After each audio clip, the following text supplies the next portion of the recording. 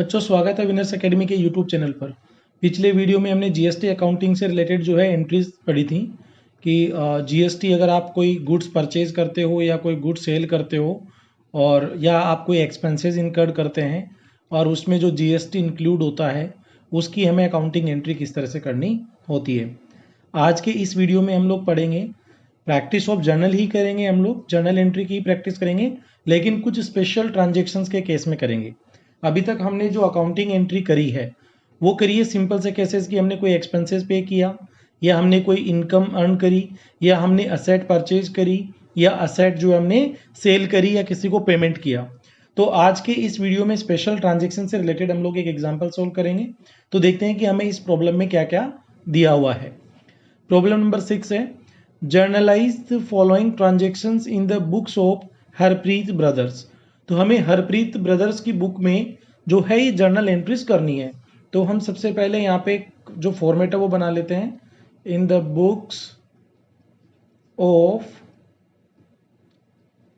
Harpreet brothers. और हम ये क्या बना रहे हैं, हम बना रहे हैं जर्नल। तो जर्नल का हमारा फॉर्मेट क्या था, सबसे पहला कॉलम जो है वो होता है डेट का, कि हमारा ट्रांजेक्शन जो है वो किस डेट को हुआ। नेक्स्ट जो कॉलम होता है वो होता है पर्टिकुलर्स। पर्टिकुलर्स में हम लोग ये लिखते हैं कि हमने जो ट्रांजेक्शन किया उस ट्रांजेक्शन की वजह से कौन सा अकाउंट डेबिट होगा और कौन सा क्रेडिट होगा। तो एक तरीके से जो पर्टिकुलर्स में हम लोग डिस्क्रिप्शन लिखते हैं ताकि बाद में हमें ध्यान रहे कि हमने जो ट्रांजेक्शन किया उसका क्या इम्पैक्ट आया। नेक्स्ट हमारा जो कॉलम होता है वो होता है एलएफ।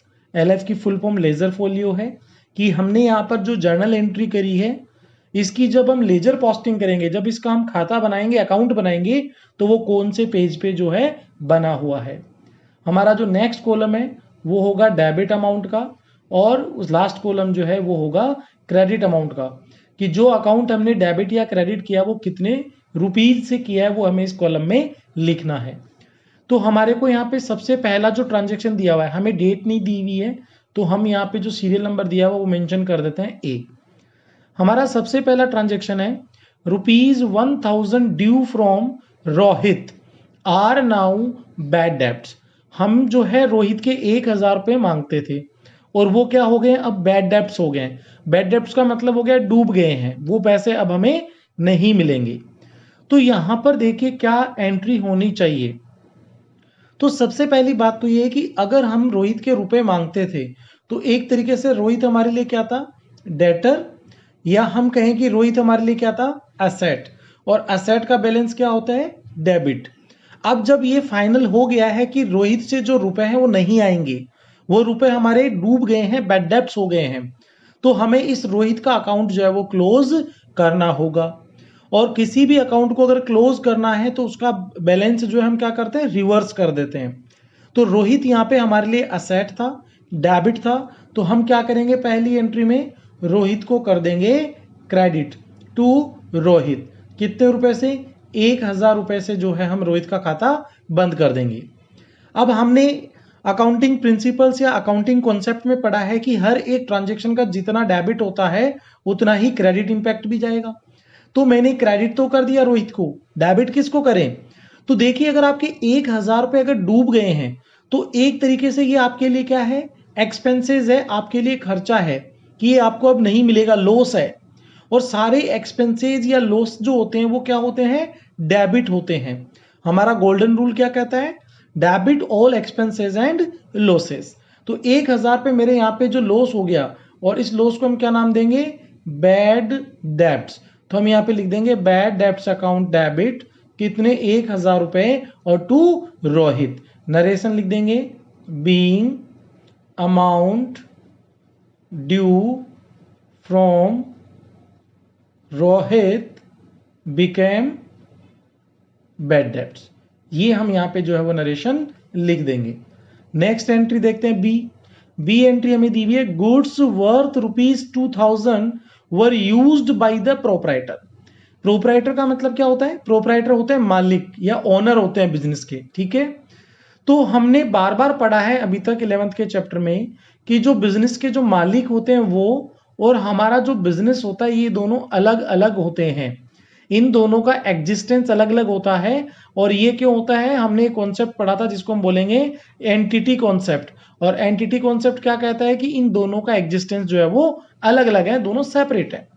तो अगर ओनर बिजनेस में कोई भी रुपीज या कोई गुड्स लेके आएगा तो हम उसको क्या बोलते हैं, उसको हम बोलते हैं कैपिटल, कि ओनर जो है बिजनेस में कैपिटल लेके आया है। इसी तरीके से अगर ओनर बिजनेस से कुछ लेके जाएगा तो उसको हम क्या कहेंगे, उसको हम कहेंगे ड्रॉइंग्स। ठीक है। तो जब पार्टनर या प्रोप्राइटर या जो बिजनेस के मालिक हैं वो बिजनेस में कुछ लेके आते हैं तो वो बिजनेस के लिए क्या होती है, कैपिटल जो होती है वो क्या होती है, लाइबिलिटी होती है। और लाइबिलिटी क्या होती है, क्रेडिट। तो जब ये बिजनेस से कुछ निकाल के लेके जाएंगे तो उसको हम क्या करेंगे, डेबिट।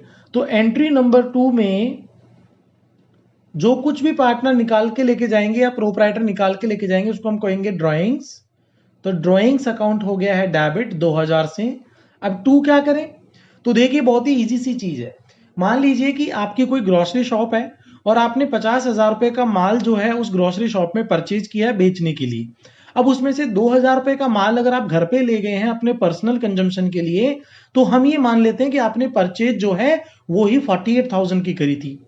तो अगर प्रोपराइटर हमारी बिजनेस से अगर कोई ड्राइंग्स करेगा तो अगर रुपीज की ड्राइंग्स करता तो जो चीज जाएगी उसको हम क्या करते हैं, क्रेडिट। हमारा गोल्डन रूल क्या कहता है, क्रेडिट व्हाट गोज आउट। तो मैं कर देता कैश, लेकिन ये यहाँ पे कैश नहीं लेके गया, गुड्स लेके गया है। तो हम क्या करेंगे, यहाँ पर हमारी जो परचेज है उसको कम कर देंगे। हम ये मानेंगे कि हमने ये माल खरीदा ही नहीं। तो अगर हम माल खरीदते हैं, परचेज करते हैं तो उसको करते हैं डेबिट। और अगर हम ये कह रहे हैं कि हमने माल खरीदा नहीं, इसको कम कर दो, तो हम उसको कर देंगे रिवर्स क्रेडिट।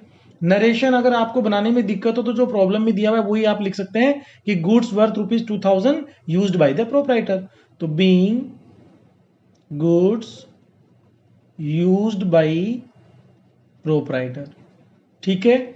नेक्स्ट हम बात करते हैं सी एंट्री की। Charge depreciation at the rate 10% पर annum for 2 months on machine costing ₹30,000। देखिए हमारे बिजनेस में जो भी एसेट्स होती हैं जैसे बिल्डिंग, मशीन, फर्नीचर, कार, इनको हम जैसे जैसे यूज लेते हैं तो क्या होता है कि इनकी वैल्यू में कमी आ जाती है, इनकी वैल्यू कम हो जाती है, रिड्यूस हो जाती है। उसको हम बोलते हैं डेप्रिसिएशन। तो ये डेप्रिसिएशन हमारे लिए बिजनेस के लिए क्या एक तरह से एक्सपेंसेस है। क्यों, आपने मान लीजिए कि 1,00,000 रुपए की कार खरीदी और अगले साल वो कार केवल 60,000 रुपए की रह गई है। तो एक तरीके से उसकी जो वैल्यू में जो कमी आई है, जो डिक्रीज हुआ है 40,000 का, वो हमारे बिजनेस के लिए क्या है, एक्सपेंसेस है या लॉसेस है। तो यहां पर हम एंट्री क्या करेंगे, डेप्रिसिएशन जो है वो हमारा खर्चा है तो उसको हम क्या कर देंगे, डेबिट, ऑल एक्सपेंसेस डेबिट। तो डेप्रिसिएशन अकाउंट डेबिट। अब हमारी जो मशीन पे जो डेप्रिसिएशन लगा उससे हमारी मशीन की वैल्यू क्या हो गई, कम। तो अब बच्चों याद करो, मशीन क्या होती है, मशीन होती है हमारी एसेट। एसेट का बैलेंस क्या होता है, डेबिट। इसको कम करना हो तो क्या कर देंगे, क्रेडिट। तो यहाँ पे डेप्रिसिएशन तो मैंने डेबिट किया और क्रेडिट किसको कर दूंगा, मैं यहाँ पे क्रेडिट कर दूंगा मशीन को। अब बात आती है कितने रुपए से एंट्री करनी है। तो देखिए 30,000 रुपए की हमारी मशीन है, कितने की, 30,000 की। डेप्रिसिएशन पर एनम, देखो पी डॉट ए डॉट का मतलब हो गया पर एनम। साल भर का डेप्रिसिएशन 10% है तो 30,000 का 10% कितना हो गया, 3,000 रुपए। तो 3,000 रुपए का डेप्रिसिएशन तो एक साल का है, हमें कितने मंथ का लगाना है, 2 मंथ्स का। तो 3,000 में डिवाइड कर देंगे 12 का और मल्टीप्लाई कर देंगे 2 का। तो इसको अगर हम सोल्व करेंगे तो ये हमारा आएगा 500 रुपीज, 500 रुपए का डेप्रिसिएशन लगेगा 2 महीने के लिए। तो एंट्री हम कर देंगे बीइंग डेप्रिसिएशन चार्ज्ड, चार्ज का मतलब हो गया लगाना, चार्ज्ड ऑन मशीन, कि हमने जो है मशीन पे डेप्रिसिएशन चार्ज किया है। अब हम बात करते हैं एंट्री नंबर जो है D, fourth entry. Provide interest on capital of ₹1,50,000 eight the rate 6% पर एनम फॉर 9 मंथ्स। देखिए हमने ऊपर पढ़ा कि मालिक जो होते हैं वो बिजनेस में क्या करते हैं, कैपिटल लेके आते हैं। क्या लेके आएंगे, कैपिटल। ये कैपिटल हमारे लिए क्या है, लाइबिलिटी। और इस पे क्या होता है, ये जो बिजनेस है ये इस मालिक को क्या करेगा, इंटरेस्ट पे करेगा कि आपने मेरे को ये रुपए उधार दिए तो हम आपको ब्याज देंगे। तो जो इंटरेस्ट ऑन कैपिटल है वो हमारे लिए, फर्म के लिए क्या है, खर्चा। और सारे खर्चे क्या होते हैं, डेबिट, ऑल एक्सपेंसेस डेबिट। तो सबसे पहले हम एंट्री कर देते हैं interest on capital account debit. ठीक है। अब बात ये आती है कि अगर आपने ये इंटरेस्ट ऑन कैपिटल अगर नगद में पे कर दिया कैश, तो क्रेडिट व्हाट गोज आउट, जो भी जाएगा उसको क्रेडिट करना है, तो मैं यहां पे लिख दूंगा टू कैश। लेकिन क्या हमने नगद दिया? तो हमें प्रॉब्लम में कहीं पे भी नहीं लिखा हुआ, हमें यहां पे लिखा हुआ प्रोवाइड। प्रोवाइड का मतलब क्या हो गया? हमें प्रोविजन करना है। इंटरेस्ट ऑन कैपिटल का हमें क्या करना है? प्रोविजन करना है। ठीक है, तो मैंने खर्चा तो डेबिट कर दिया, अब मैं क्रेडिट किसको करूं? तो देखिए, मान लेते हैं कि ये जो मालिक हैं इन्होंने कितने रुपए दिए? 1,50,000 रुपए दिए ना फर्म को कैपिटल के रूप में। इसका इंटरेस्ट कितना बनता है? 1,50,000 पे 6% पर एनम, साल भर का 6%, तो 6% हो गया 9,000 रुपए। लेकिन ये कह रहे हैं कि हमें केवल 9 मंथ्स का देना है, तो डिवाइडेड बाई 12 कर देंगे और इनटू क्या कर देंगे? 9 से कर देंगे। तो इसको हम सॉल्व कर लेते हैं। ये आएगा 2 और ये आएगा 750। 750 को 9 से मल्टीप्लाई कर देंगे तो 6750। ये हमारा जो है इंटरेस्ट ऑन कैपिटल आया। अब आप यहां पे ये समझिए कि हमारे जो बिजनेस के ओनर्स हैं उन्होंने हमारे बिजनेस को 1,50,000 रुपए दिए 9 मंथ्स के लिए, और इन 9 मंथ्स पे उनको हमें इंटरेस्ट पे करना है 6,750 रुपए। अगर हम ये नगद पे कर देते तो मैं यहां पे लिख देता टू कैश, लेकिन मैंने नगद पे नहीं किया। तो इसका मतलब ये हो गया कि अब हमारे जो है हमारे ओनर कितने रुपए मांगने लग गए? 1,50,000 प्लस 6,750 रुपए का इंटरेस्ट, तो कुल मिला के 1,56,750 रुपए जो हमारे मांगने लग गए। तो अगर ये हमारे जो मांगेंगे रुपए तो वो हमारे लिए क्या लायबिलिटी, और लायबिलिटी क्या होता है? क्रेडिट। तो मैं क्या करूंगा कि मेरी जो कैपिटल है उसको और क्रेडिट कर दूंगा। इससे ये हो जाएगा कि मेरी जो कैपिटल 1,50,000 रुपए की थी वो अब हो गई 1,56,750, क्योंकि कैपिटल होती है लायबिलिटी, लायबिलिटी होती है क्रेडिट। इसको बढ़ाना हो तो क्या कर दो? और क्रेडिट कर दो। देखो याद रखना, असेट डेबिट होती है, उसको अगर हमें इंक्रीज करना तो हम उसको डेबिट कर देंगे, कम करना तो क्रेडिट कर देंगे। लायबिलिटी हमारी क्रेडिट होती है, उसको अगर हमें बढ़ाना हो तो और क्रेडिट कर दो, और अगर कम करना हो तो उल्टा कर दीजिए, रिवर्स कर दीजिए, डेबिट कर दीजिए। तो हम यहाँ पे नरेशन लिख देंगे, being interest on capital provided. हमने क्या किया? इंटरेस्ट ऑन कैपिटल जो है वो दिया है। अब बात करते हैं ई पॉइंट और 5th journal entry. Rahul become insolvent. Rahul insolvent हो गया। इंसॉल्वेंट का मतलब हो गया कि ये भाई साहब जो है दिवालिया हो गए हैं। अगर हम इनके कोई रुपए मांगते हैं तो अब हमें नहीं मिलेंगे, या पूरे नहीं मिलेंगे, कम मिलेंगे। हु ओड इज ₹2,000, मतलब हम इसके कितने रुपए मांगते हैं? 2,000 रुपए मांगते हैं। ए फाइनल डिविडेंड ऑफ 60 पैसे in a rupee is received from his estate. Estate हो गया प्रॉपर्टी। तो हम इसके 2,000 रुपए मांगते हैं, और 2,000 रुपए में से हमें कितना मिल गया? 60 पैसा। 60 पैसे का मतलब ये नहीं है कि आपके 1999.40 रुपए जो है वो डूब गए, केवल 60 पैसे आए। इसने बोला 60 पैसा इन ए रूपी, और एक रुपए में कितने पैसे होते हैं? 100 पैसे। तो ये कह रहा है कि 100 पैसे में से 60 पैसा हमारे पास जो है वो आ गया है फाइनली, बाकी 40 पैसा नहीं आया है। ठीक है, 60 पैसा इन ए रूपी, ये कह रहा है कि रुपए में से 60 पैसे आ गए हैं। तो हम ये कहेंगे कि अगर 100 पैसे में से अगर 60 पैसे आ गए, इसका मतलब 60% मेरे को रिसीव हो गया है।